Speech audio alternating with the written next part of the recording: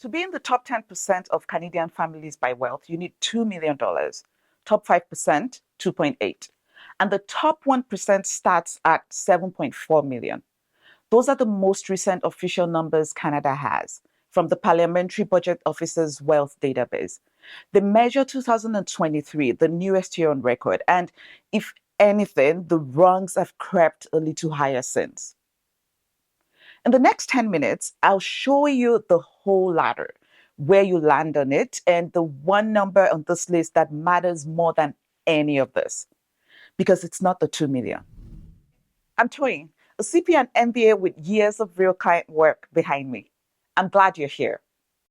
Everything here is general financial education, not advice tailored to your specific situation. I don't recommend specific investments, funds, or securities, and nothing in this video is a suggestion to buy or sell anything. If you want guidance built around your own numbers, your debt, your taxes, your plan, work with a qualified professional who knows your full picture. On those topics, that can be me. Otherwise, take what's useful here, check it against your own circumstances, and make the call that's right for you. Now, before the ladder, you need the floor. The median Canadian family sits at $519,700. Median, not average. And the difference matters. Line up every family in the country from poorest to richest. The median is the family standing in the middle of that line. Half the country is behind them, half the country is ahead.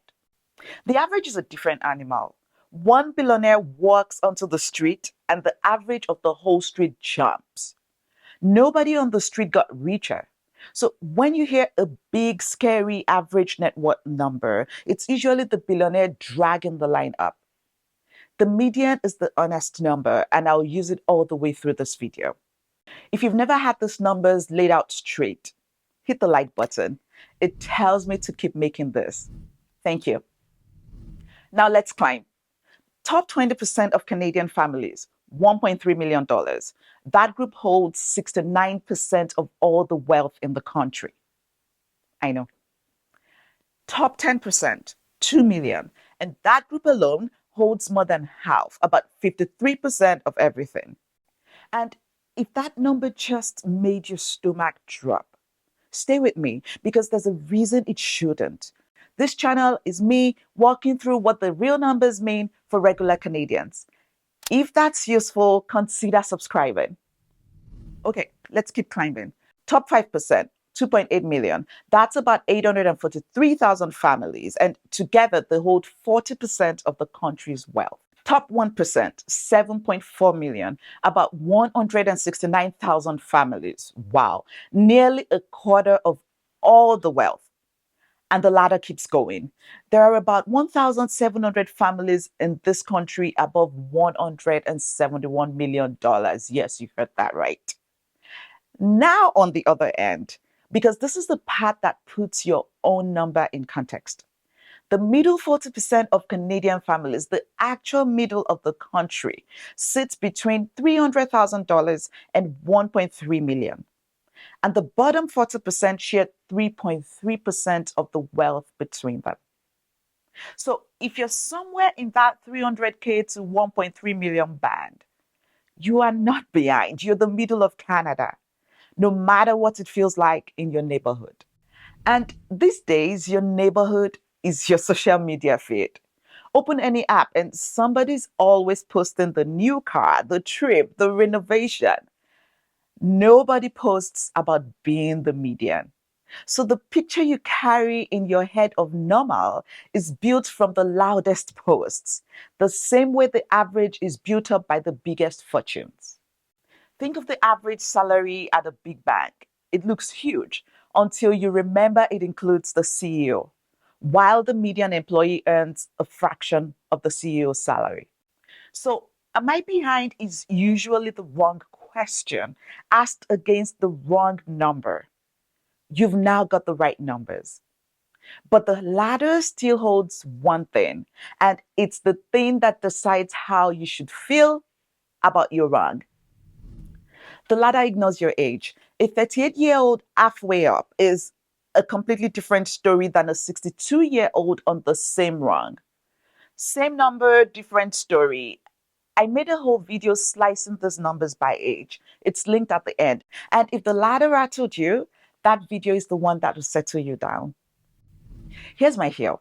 After years of looking at real balance sheets, the top 10% is mostly time and behavior. It's not a six-figure salary. The salary helps, of course.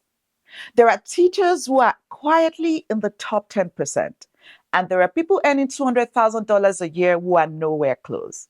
The teachers did the same boring thing for 25 years, contributions that never stopped, a house that got paid down, and they never interrupted the compounding, never cashed out to chase something exciting, never paused for 3 years because life got busy. The tier is a snapshot. Your slope is the movie.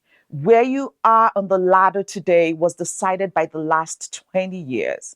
Where you'll be is being decided by your direction right now. That's the number that matters more than any wrong, which way you're moving and how fast. That idea, direction over position, is the kind of thing I write about in the Sunday Money Letter. One calm idea every Sunday, about 500 words, no hype. Go to cpamoneymentor.com/money letter or click the link in the description. So here's what to do with all of this. First, get your real number today. Everything you own minus everything you owe. I said this over and over. It takes about 10 minutes. Put the house in at a sober value, what it would sell for this month, not what your neighbor swears their house is worth. Second, write it down with the date and redo it every 6 months. That's it. That's the scoreboard. 2 numbers a year tell you your slope. Third, feed the slope. Automatic transfers into your TFSA or RSP room before anything exciting gets a vote. Boring broad investments, an index fund, and all-in-one asset allocation ETF. There are several, and this is a category. I'm not describing a peak. And fourth, drop the tier envy. The ladder is for orientation. It was never a report card. Remember the stomach drop at $2 million? The ladder didn't change in the last 10 to 11 minutes. Your relationship with it should have. The wrongs were built over decades by ordinary behavior, which means the climb is open to you and it's measurable twice a year on one piece of paper. You're not behind, you're mid climb. And if you want to know what the climb looks like for your age specifically, watch my net worth by age video right here. That's the fair comparison. See you in the next video. Thank you.